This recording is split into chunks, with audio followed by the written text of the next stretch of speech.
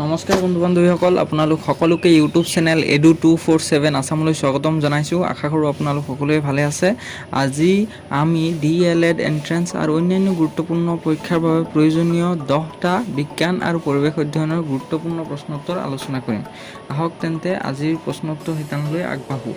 আজিৰ প্ৰথম প্ৰশ্নটো হৈছে, ভাৰতীয় সেউজ বিপ্লৱৰ পিতৃ হিচাপে কোনজন ব্যক্তিক জনা যায়? উত্তৰ MS স্বামীনাথন। আজিৰ দ্বিতীয়টো প্ৰশ্ন হৈছে, গাজৰত প্ৰচুৰ পৰিমাণে থকা ভিটামিন বিধৰ নাম কি? উত্তৰ ভিটামিন A। আজিৰ তৃতীয় প্ৰশ্নটো হৈছে, জৈৱ যৌগৰ মূল উপাদানটো কি? উত্তৰ কাৰ্বন। আজিৰ চতুৰ্থ প্ৰশ্নটো হৈছে, বহুতো খাদ্য শৃংখলৰ সমষ্টিক কি বুলি কোৱা হয়? উত্তৰ খাদ্যজাল। পঞ্চম প্ৰশ্নটো হৈছে, খাদ্য শৃংখলৰ শেষৰটো উপাদান কি?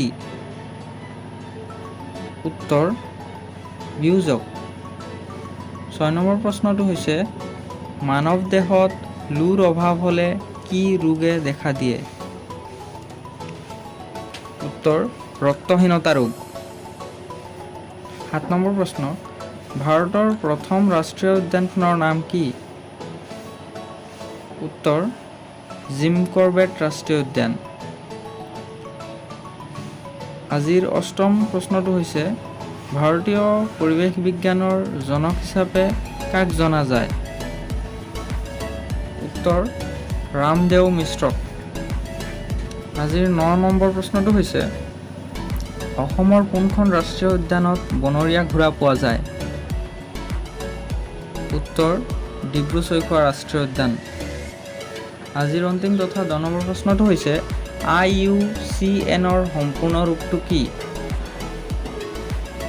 উত্তৰ international union for conservation of nature. গতিকে বন্ধু বান্ধৱীসকল, আজি ভিডিঅ'টো কেনে পালে জনাব। ধন্যবাদ।